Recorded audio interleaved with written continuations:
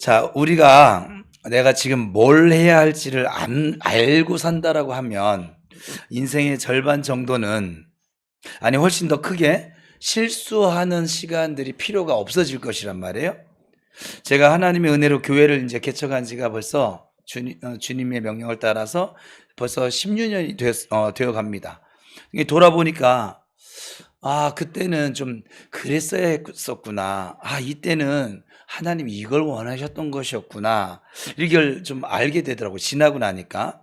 그때는 참 어리석기도 하고 또 방법이 잘못되었던 것을 제가 하고 있었던 그런 모습을 제가 돌아보니까 발견하게 되더라고요.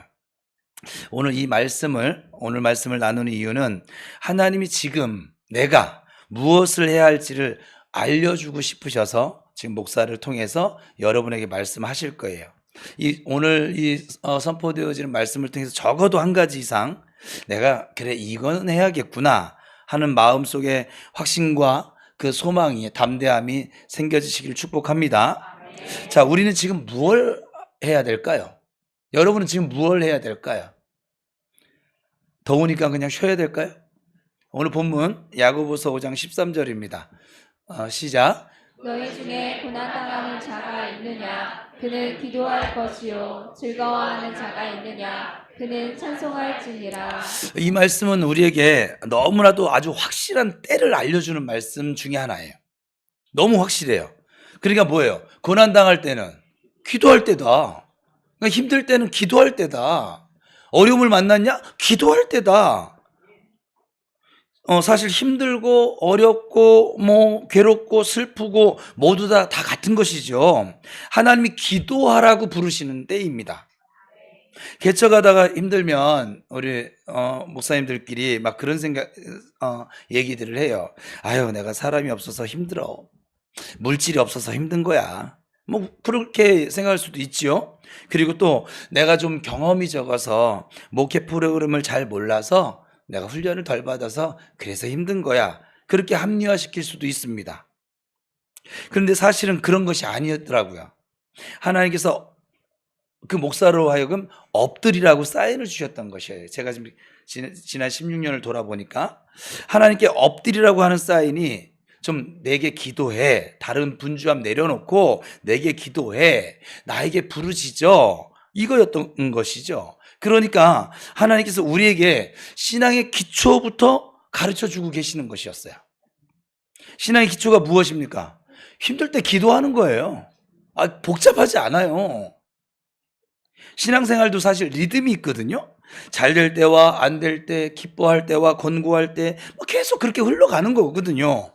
그러니까 잘 될 때와 안 될 때가 있는데, 안 될 때, 힘들 때, 어려울 때는 무엇을 해야 하냐면 기도하셔야 합니다. 만약에 이렇게 내려가는데도 기도하지를 않으면 이렇게 가다가 더 떨어집니다. 여기서 올라올 건데 기도하면 더 떨어지는 거예요. 그냥 우리가 삶이 괴롭고 힘든 이유 중에 하나예요. 기도를 안 하기 때문에 그래요. 하나님 기도하라고 그 문제를 주었는데 그 문제를 풀려고 노력하는 것이 최선이 기도인데, 해답지가 기도인데 그 해답지를 제껴놓고선 자기 마음대로 생각하면서 더 깊은 수렁으로 빠져가는 거예요. 왜냐하면 힘들고 어려울 때는 좀 우리가 그렇잖아요. 좀 불안하고, 그리고 염려가 막 이 마음속에서 자꾸 막 일어나고, 그죠? 걱정되어지고 막 이런 것들이 막 스물스물 올라오거든요. 또 아닌 것처럼 너무 거룩한 척 하지 마시고, 여러분 그렇게 살아왔어요. 저만 그래요? 저는 우리 교회에서 설교하다 보면 저만 쓰레기일 때가 참 많은데, 근데 여러분 기도를 하지 않으면 계속 나쁜 생각, 그리고 부정적인 생각, 염려하는 생각으로 꽉 차게 됩니다. 어떤 때는 진짜 하루 종일 그냥 염려를 하고 있더라고요. 제가 하루 종일 걱정만 하다가 하루가 끝난 날도 참 많습니다. 여러분 그렇지 않으세요? 그런데 기도하면 이것이 없어집니다. 기도하면 이렇게 힘들게 내려가다가 다시 올라가게 되어집니다. 그러니까 환경이 새로워지거나 좋아질 수도 있지만 그것보다는 기도를 하면 근본적으로 우리의 마음이 새로워집니다. 이것이 아주 매우 중요해요. 기도하면 우리의 마음이 정말로 새로워집니다. 그러니 여러분 한번 기도해 보세요. 그만 인상 쓰고 지금이라도 기도하시면 하나님께서 지금도 은혜를 주신다니까요. 기도를 하는데 좀 이렇게 하시면 좀 방법적으로 도움이 되고 또 훈련도 될 것 같습니다. 우리가 막 힘들고 어려울 때는 이 마음의 정서가 좀 불안하잖아요. 그렇죠? 그래서 막 염려가 되어지고 그럴 때는 침묵으로 이렇게 기도하시면 안 됩니다. 이미 이 안이 요동이 일어났기 때문에 그때는 침묵으로 기도하시면 기도가 되어지질 않습니다. 처음에는 침묵으로 기도합니다. 그런데 막 기도하면서도 자꾸 염려하던 이 요동치던 그게 쑥 올라오고 생각이 나고 이거 이렇게 하면 좋지. 와, 하나님 도와주세요. 이거 어떻게 하면 좋지. 하나님 도와주세요. 좋았다가 나빴다가 염려가 됐다가 믿음이 생겨졌다가 막 그냥 무슨 아수라백작 같은 거예요. 막 그냥 지킬앤 하이드야. 그냥 기도하는 마음이. 여러분 그런 적 없으세요? 이렇게 지금 저는 제가 경험한 걸 얘기하는 거예요. 그냥 지금 뭐 맨날 뜬구름 잡는 거 얘기해야 의미가 없잖아요. 하나님께서 지금 여러분에게 말씀하고 싶은데 뜬구름 잡는 얘기하지 말고 네가 느낀 걸 얘기해봐.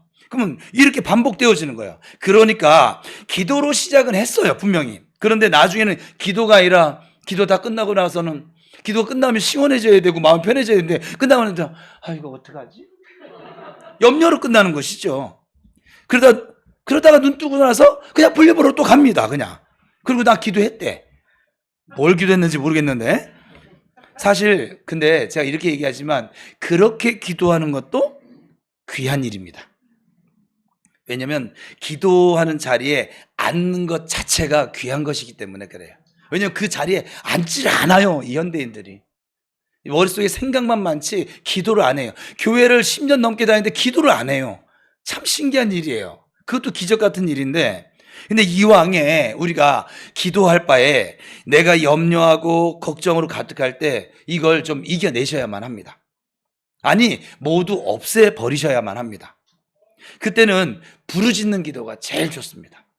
옆 사람 축복하겠습니다. 우리 좀 부르짖으며 기도합시다. 시작.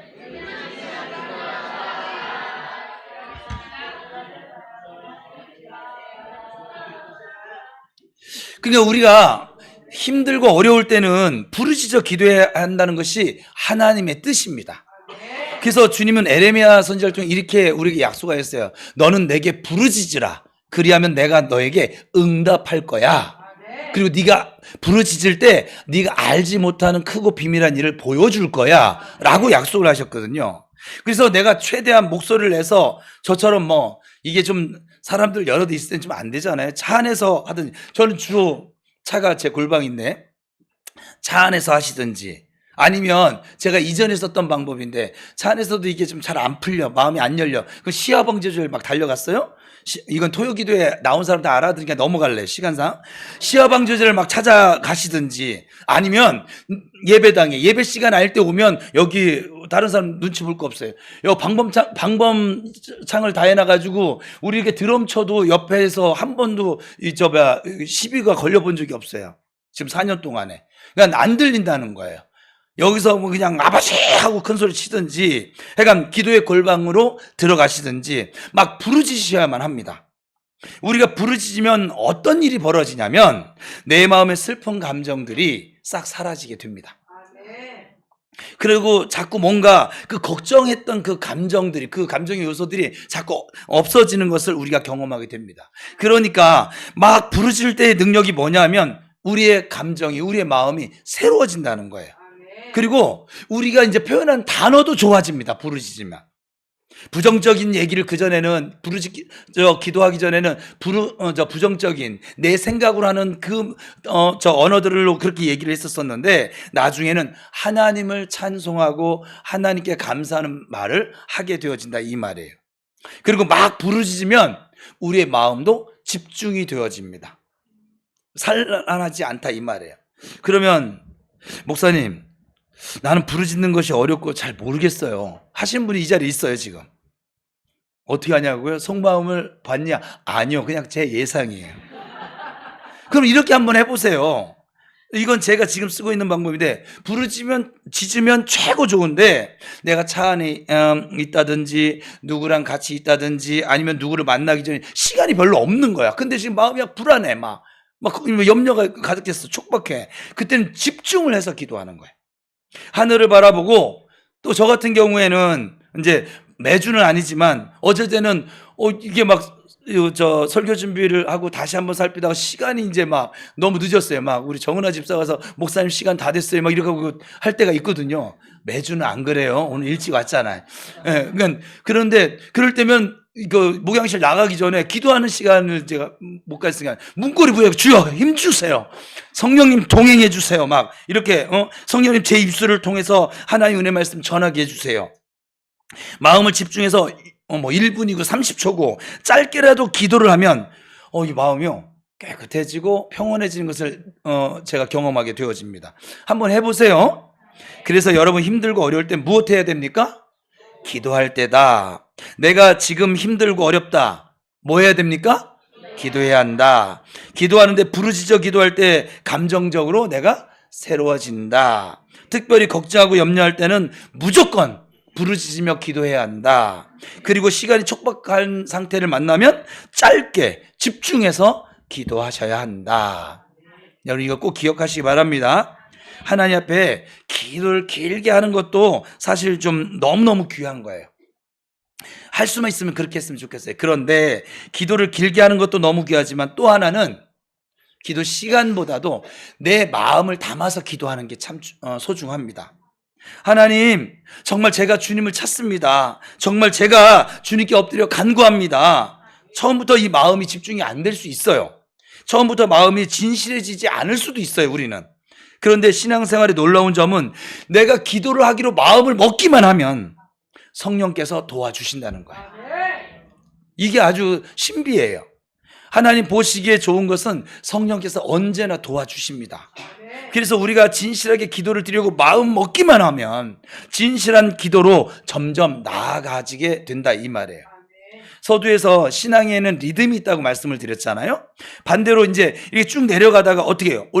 항상 내려가기만 하겠습니까? 네, 올라갈 때가 있습니다. 그럼 올라갈 때는 즐거워하는 자가 있느냐? 그는 찬송할지로다. 올라갈 때 무엇 해야 됩니까? 찬송하셔야 합니다. 올라갈 때 뭐 해야 된다? 찬송해야 한다. 그러니까 내가 하나님 앞에서 잘 될 때가 있어요. 어떤 거냐면 하여간 저의 신뢰를 드리는 것밖에 방법이 없어서 제가 개척을 했잖아요.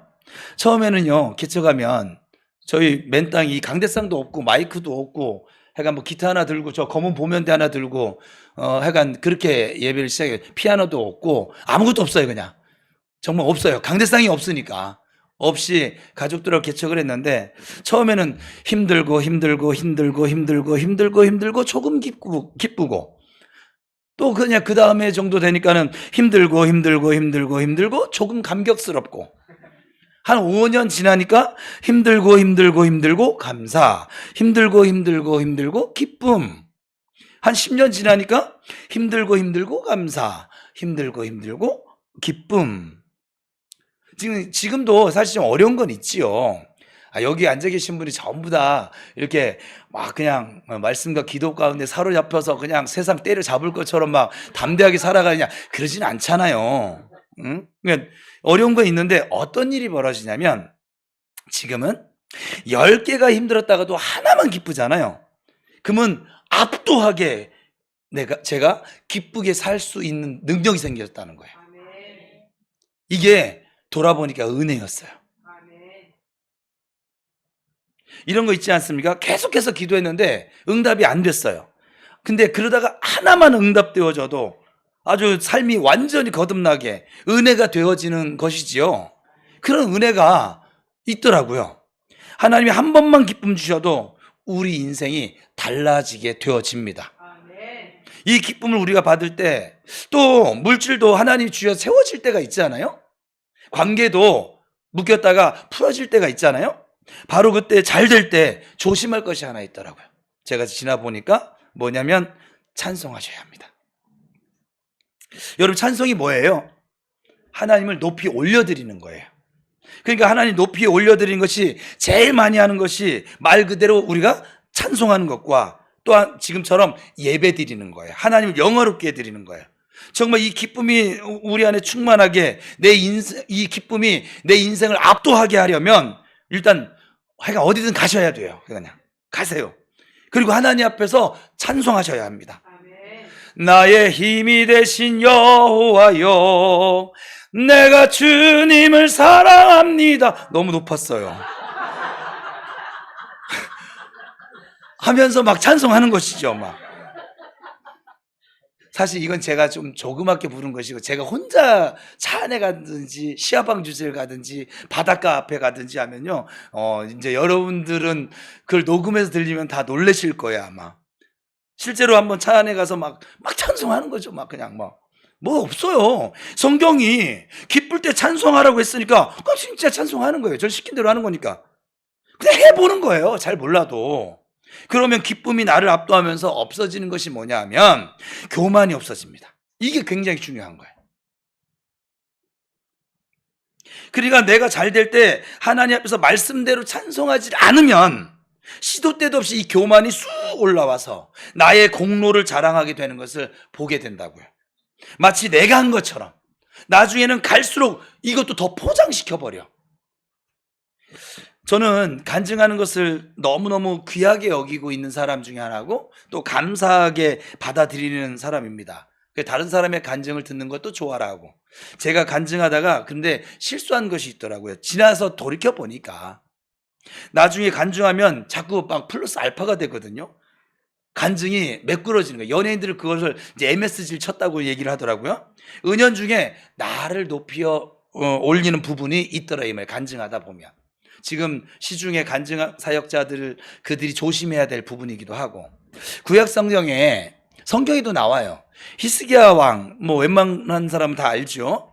하나님이 너 정말 죽을 거야 라고 하는 말씀을 선지자를 통해 하셨어요. 너 이제 죽을 거야. 그러니까 그랬더니 히스기야가 그냥은 죽을 수가 없어요. 벽을 향해서 간절히 기도하니까 하나님이 정말 간절히 기도하니까 부르짖어 기도하니까 목숨 걸고 기도하니까 정말 은혜를 주셨어요. 그래서 이사야 선지자를 통해서 이렇게 말씀을 주십니다. 그래 15년 내가 더 살게 해줄게. 근데 네가 3일 만에 성전에 올라가서 네가 찬송하게 될 거야. 그리고 3일 만에 정말 나왔습니다. 그러면 어떻게 돼요? 하나님께 감사해야 되잖아요. 그죠? 물론 성경에 감사하다는 말은 없습니다. 그런데 그때 때마침 외국에 사신이 왔어요. 죽을 병에 걸렸다 살아났다고 하니까 히스기야가 사신에게 무엇을 하냐면 하지 말아야 할 일이거든요. 자기 왕궁의 적군에게 보물들을 다 보여줍니다. 그 성전 안의 기물과 성전 안의 보물들을 모두 보여줍니다. 왜 그랬을까요? 히스기야 왕이 죽다 살아났으면 하나님께 가서 감사하고 찬양해야 되는데 왜 이렇게 자랑을 했을까요? 뭐 이런 거 아닐까요? 내가 이 정도 이제는 좀 세력이 있거든요. 힘이 있어요. 바벨론 당신의 나라와 우리가 이제는 교제할 수 있고 우리가 이 정도 수준은 이제 되는 나라가 됐어요. 내 나라가 이 정도는 됩니다. 내 나라의 수준이 이 정도는 됩니다. 내가 갖고 있는 것이 이 정도는 됩니다. 어떤 마음이에요? 교만한 마음이에요.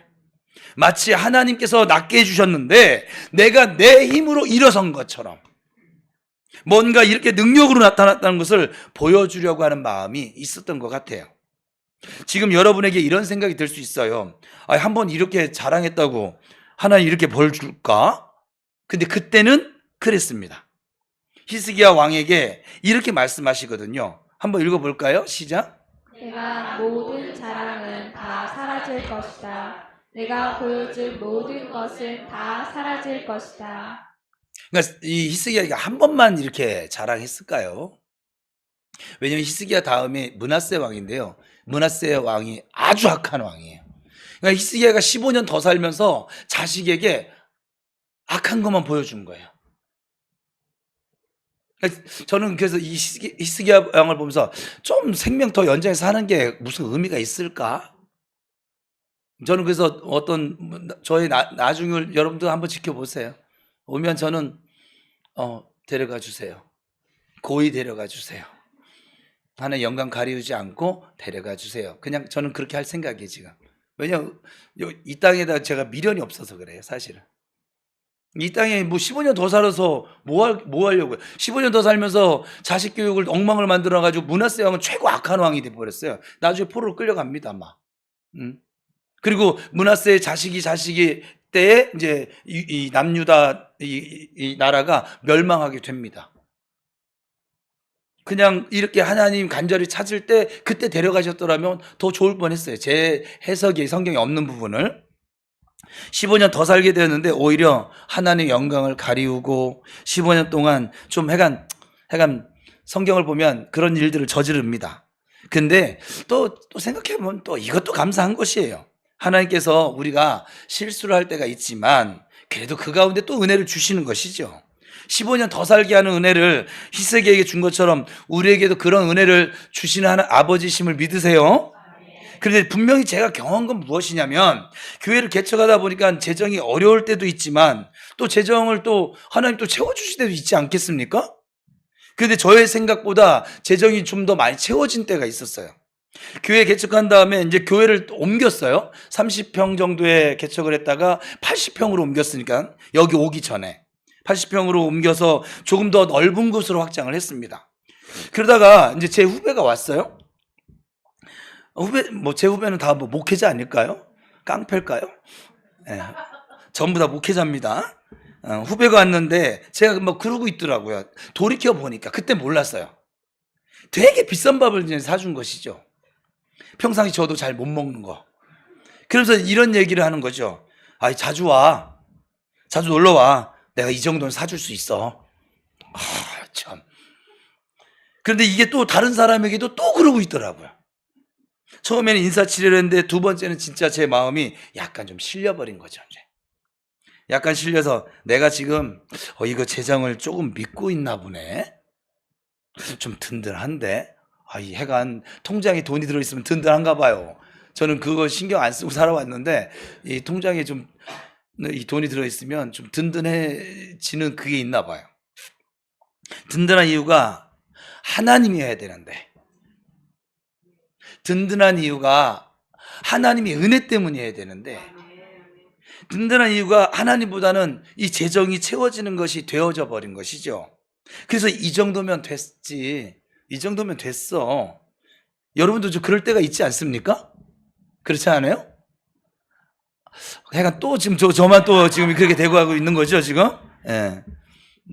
지금 우리 교회도 이제 건축원금이 따로 있어요. 일반 우리 교회 운영하는 그거보다 그것이 좀 있으니까 또 약간 뭐 하다 모자르면 제가 이게 부르짖지를 않고 뭐를 할까요? 건축원에서 좀 땡겨올까?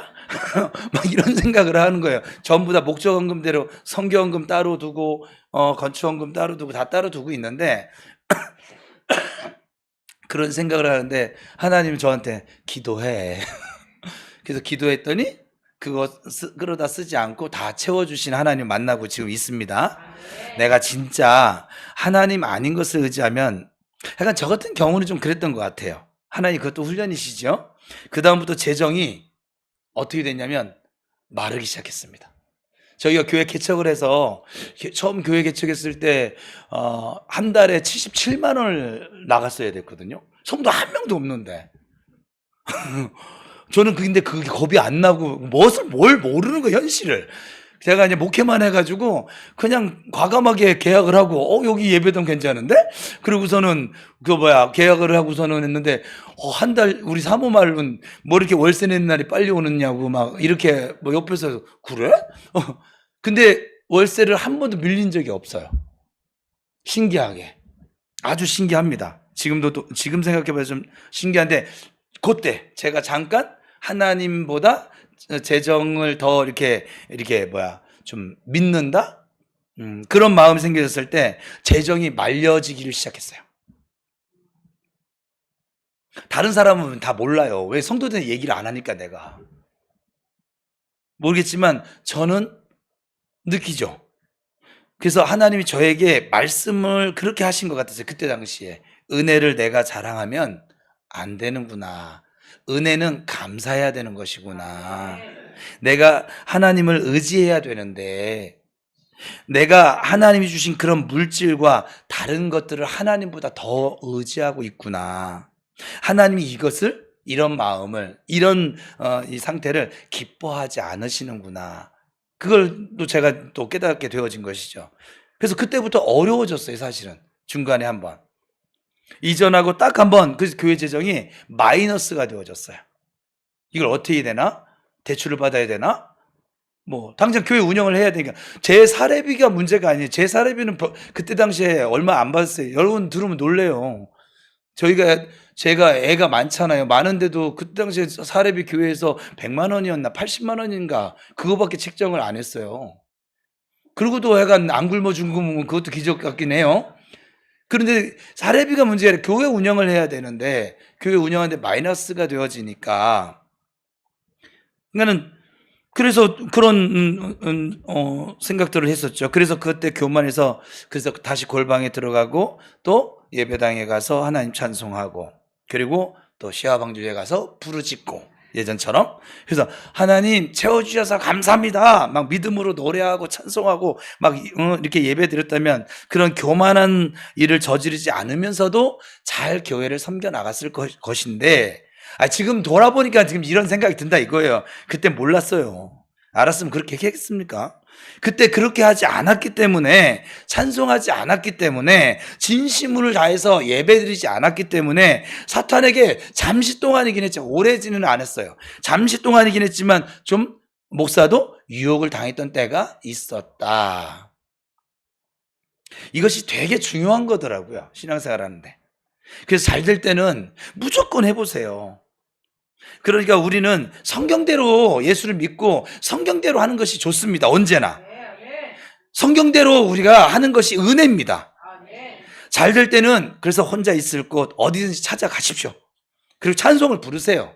그 막 찬송을 막 부르다 보면 그 찬송 부르다 보면 예배가 되어집니다. 주님 감사합니다. 주님 경배합니다. 주님 홀로 영광 받아 주시옵소서. 주님께서 저의 모든 것이 되어 주십니다. 주님이 나의 주인이십니다. 그러면 이 믿음의 은혜가 막 생겨지는 거예요. 더 감사한 일들이 막 발생되어지는 거예요. 그래서 우리가 잘 될 때 무엇을 한다? 찬송을 한다. 잘 될 때 무엇을 한다? 찬송을 한다. 하나님께 성경을 통해서 이렇게 우리에게 가르쳐 주셨습니다. 반대로 안 될 때는 무엇을 한다? 기도를 한다. 안 될 때는 무엇을 한다? 기도를 한다. 잘 될 때는 찬송한다. 안 될 때는 기도한다. 이거 꼭 명심하시기 바랍니다. 그러면 마지막 세 번째도 있죠. 뭐 잘 될 때하고 안 될 때만 있습니까? 인생이? 그냥 보통 때가 있습니다. 이 보통 때는 믿음으로 살아갈 때입니다. 믿음으로 사는 것이 도대체 뭘까요? 믿음으로 사는 것은 말씀을 믿는 것입니다. 믿음은 들음에서 나고 들음은 그리스도의 말씀으로 말미암습니다. 그러니까 하나님께서 원하시는 믿음은 말씀을 믿는 믿음이에요. 이것이 너무 중요한 것이죠. 세상에 우리가 믿는 것이 많잖아요. 일단 여러분 돈을 믿으세요. 그렇죠? 또 어떤 경우에선 사람도 믿으시고, 그런 믿음 말고 어떤 사람 또 권력을 믿기도 하고 일장춘몽인데, 그런 믿음 말고 하나님의 말씀을 믿는 믿음, 그것이 진짜 하나님께서 말씀하시는 믿음입니다. 우리에게 주시는 선물의 믿음입니다. 우리에게 지금 무엇이 필요하냐면 하나님의 말씀을 듣고 그 말씀을 믿음으로 살아가는 것이에요. 예를 들어서 하나님의 말씀을 우리가 듣지 않습니까? 지금도 여러분 듣고 계시는데, 그러면 여러분은 이 말씀을 마음판에 새기십니까? 안 될 때는 기도하고 즐거울 땐 찬송해야지. 마음판에 확 새기십니까? 예수님이 말씀하신 네개밭 기억나세요? 하나님의 말씀이 떨어졌어요. 하나는 가시밭에 떨어지고, 하나는 길가에 떨어지고, 하나는 돌짝밭에 떨어지고, 하나는 옥토에 떨어집니다. 근데 옥토에 떨어진 씨만 30배, 60배, 100배의 결실을 거둡니다. 이게 말씀의 씨앗이 이 돌 같은 마음에서는 자라지 못한다는 거예요. 가시 같은 마음에서 자라지 못해요. 길가 같은 마음에서는 아예 자라지 못하는 게 아니라 그 말씀이 길가밭은 그냥 튀겨나가는 거예요, 그냥. 그래서 옥토 같은 마음, 거기에만 말씀이 떨어지면 30배, 60배, 100배의 결실을 맺는다는 것이지요. 기적입니다. 그러니까 우리가 이걸 이렇게 생각하셔야죠. 말씀은 기적을 일으키는 놀라운 핵심적인 요소입니다. 성경에 요시야라고 하는 왕이 나와요. 좋은 왕이에요. 열왕기하 22장에 나오는 말씀인데 이 요시야가 8살의 왕이 됐어요. 뭐랄까요? 하나님이 정말 기뻐하는 왕이었고 정직한 왕이었고 종교 개혁을 일으킨 나라의 그런 왕이었습니다. 이 요시야 왕이 책을 발견해요. 어느 날 율법책을 발견하고 그 율법책을 읽으라고 합니다. 이것도 은혜인 거예요. 우리가 신앙생활 하다가 어느 날 성경이 읽혀지는 거예요. 은혜 중에 은혜입니다. 말씀을 읽다가 보니까 우리가 그동안 우리나라가 내가 그동안 이렇게 잘못하며 살아왔구나. 내가 회개해야겠구나. 말씀을 읽을 때 이런 일들이 벌어지는 거죠. 그래서 이 요시야 왕이 옷을 찢습니다. 찢어볼까 이렇게? 네. 그리고 말씀을 듣고, 그러니까 사실은 옷을 찢었다고 성경 표현했지만 사실은 마음을 찢은 것이죠. 우리가 마음을 찢을 수가 없으니까 그래서 그 표현으로 옷을 찢는 것이라 이 말이에요. 그리고 우리 자신의 교만함을 하나님 앞에 이렇게 막 다 찢어버린 것이죠. 그냥 그동안 가지고 있었던 그 돌짝 같은 마음, 가시 떨기 같은 그 마음, 길가 같은 그 마음을 찢어버리는 것이죠. 하나님께서 그것을 보시는 거예요. 그리고 이렇게 말씀하십니다. 같이 읽어볼까요? 시작. 내가 이곳과 그 주민에게 대하여 빈터가 되고 저주가 되리라 한 말씀을 내가 듣고 마음이 부드러워져서 여호와 앞 곧 내 앞에서 겸비하여 옷을 찢고 통곡하였으므로 나도 내 말을 들었노라. 여호와가 말하였느니라.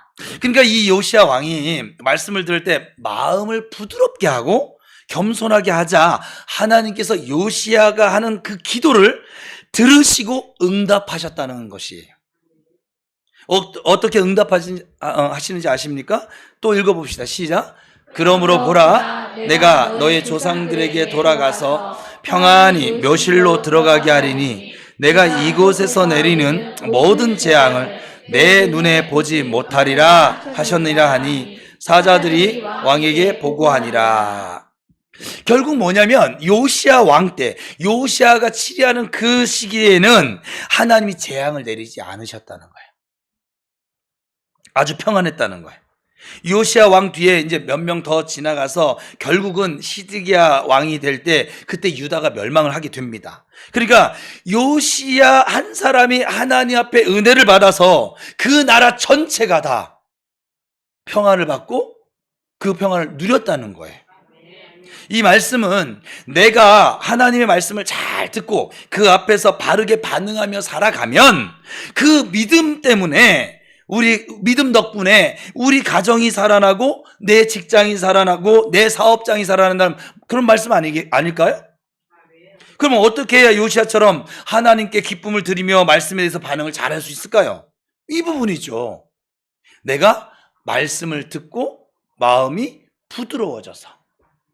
다시 한번 읽겠습니다. 시작. 내가 말씀을 듣고 마음이 부드러워져서. 한 번만 더 읽겠습니다. 내가 말씀을 듣고 마음이 부드러워져서. 부드럽다는 게 뭘까요? 딱딱하지 않은 것이요. 일단 말을 해도 그래서 부드러워요. 부드럽다는 것은 하나님 말씀 앞에서 잘 감동받고 잘 깨지고 잘 은혜받고 뭐 이런 것이겠죠. 하나님 말씀이 들렸을 때 막 마음이 물처럼 막 녹아져 내리고 은혜가 되고 막 감격스럽고 이게 마음이 부드러운 상태인 것이죠. 반대로 강팍해지면 하나님께서 말씀을 하셔도 이게 뭐 하나님 말씀인지 뭐 누구 말씀인지 아무것도 안 들려요. 얘 강팍하거든요. 지금 하나님 말씀인데 아주 통통 막 튀어나가는 거예요. 부부관계도 어때요? 서로 강팍해지면 서로 말 들어줘요, 안 들어줘요? 안 들어줘. 지할 말만 하지. 그게 강팍한 상태예요. 남의 말을 잘 듣지 않는 사람이 강팍한 거예요. 여러분 중에서도 난 남의 말이 잘 내 귀에 안 들려, 내 마음에 안 들려, 강팍한 상태인 거예요. 마음이 부드러운 사람 잘 들어줍니다. 그게 옳든 그르든. 근데 또 제가 강팍한 사람들 이렇게 상대해 보면 잘난 것도 웃어요. 근데 왜 이렇게 강팍한지 모르겠어요. 똑똑한 것도 웃어요. 맨날 하는 짓이 멍청하더구만. 그러니까 그러니까 자기 주변에 있는 사람 힘들게 하잖아요. 여러분 보세요. 강박한 사람 주변 사람들 힘들게 합니다. 그러니까 이미 잘 못 살고 있다는 증거의 이 열매가. 나 때문에 다른 사람이 행복해져야 되는데 나 때문에 다른 사람 자꾸 울게 만들고 욕하게 만들고 인상 쓰게 만들고 소리치게 만들고 얼굴 찡그리게 만들고 그게 잘 사는 인생일까요? 아니에요. 그런데도 자기는 자기가 잘난 줄 알아. 세상. 그렇게 잘났으면 대통령을 하든가. 그죠? 교수를 하든가.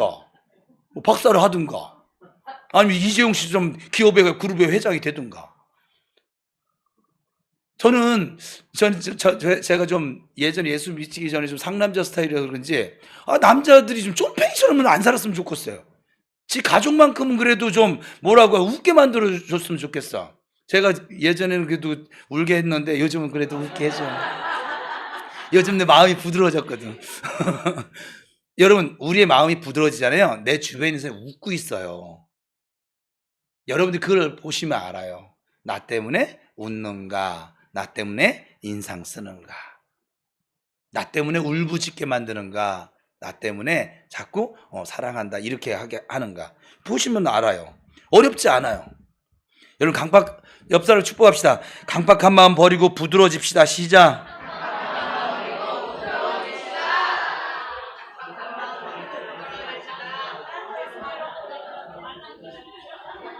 말 나온 김에 강박하면 제가 봤더니 강박한 그도 안 행복해. 이게 똑똑한 자한테 굉장히 멍청한 거잖아요. 자기도 안 행복하고 남도 행복하지 못하게 만들고 그리고 자기는 잘났대. 아유 정말. 그 남자들만 이럴까요? 여자들도 그래요. 제가 남자라서 지금 남자 얘기를 한 것이고 여자는 내가 안 돼봤잖아. 뭐 다시 여자로 태어나보면 알 수 있을런가 모르겠지만 근데 모든 사람이 그래요. 여러분 좀 마음을 부드럽게 하고 사시기 바랍니다. 좀 받아주세요. 실수하거든. 실수할 수 있지. 자기는 실수 안 해? 그리고 틀렸어. 틀릴 때 있지. 자기는 지금 살면서 틀려본 적이 없어요? 그럼 모든 시험을 다 100점 맞았게? 틀린 게 없으면? 그래요? 안 그래요? 내가 그리고 틀리지 않고 살았으면 지금 몸도 다 쌩쌩하게 건강할 거 아니겠어요? 틀린 거 음식 안 먹고 틀린 행동하지 않아서. 그래요? 안 그래요? 자기도 틀릴 때 있고 자기도 실수할 때 있고 자기도 넘어질 때 있고 자기도 뭐 껴들 때 있고 운전할 때도 그래요. 꼭 그냥 누가 하나 껴들면 막 욕하는 사람 있잖아요. 이 자리에 있으면 혹시 난 몰라요. 여러분의 차를 타본 적이 없어서 저는 주로 제가 운전하고 다녀요. 그냥 남이 모는 차를 타기가 싫더라고. 그냥 남이 껴들면 막 욕을 합니다. 그리고 자기는 껴들어. 자기 껴들 때 없어요? 있어요. 좀 부드럽게 삽시다. 다시 한번 축복합시다. 좀 부드럽게 삽시다. 시작.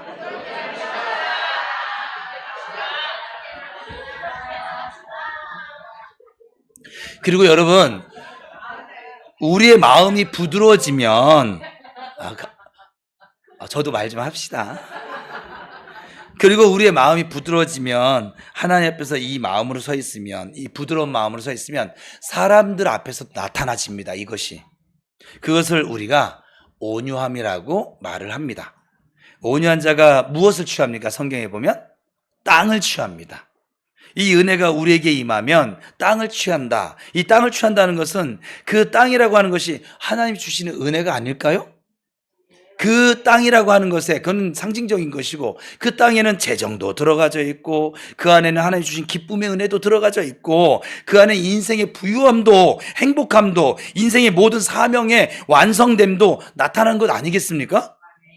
그래서 이렇게 표현할 수 있습니다. 우리 같이 읽어봅시다. 시작. 이렇게 우리가 성경을 읽어야 한다. 성경을 읽을 때 그냥 읽는 것이 아니라 내 인생을 새롭게 하는 거다. 내 인생을 너무 새롭게 하는 것이 바로 하나님 말씀이다. 내가 여기서 기쁨을 얻고 여기서 반응을 잘하면 내 인생이 달라진다.